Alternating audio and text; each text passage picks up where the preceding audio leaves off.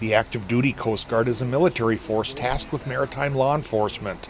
Some boaters stopped for an inspection boarding are extremely deficient in required safety equipment. We've come upon a few boats that just lack everything. Basically, the only thing they have is their engine and themselves, basically, which is obviously not okay. Running a boat without the proper safety gear on board can result in a fine or even what's called termination. Which is when we will escort you back to the dock that which you came from or your home port, which you'll be removed from the water at that time.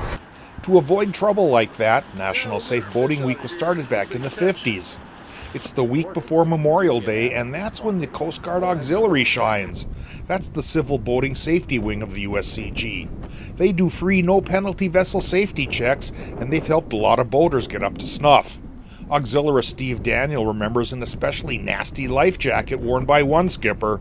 And the one they had on looked like a very small one for their big person, and was moldy, and the straps didn't look very good.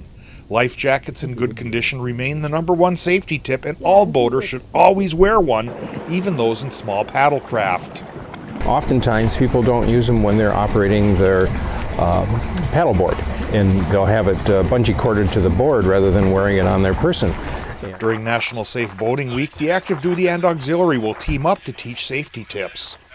We will be sharing a number of these things at the open house that the Coast Guard Active Duty is going to have. The open house will be next Thursday from 4 to 6 p.m.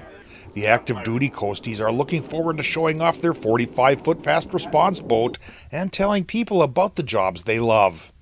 Can't ask for a much better job than driving boats all day. I enjoy it a lot. In Duluth, Dave Anderson, Northern News Now.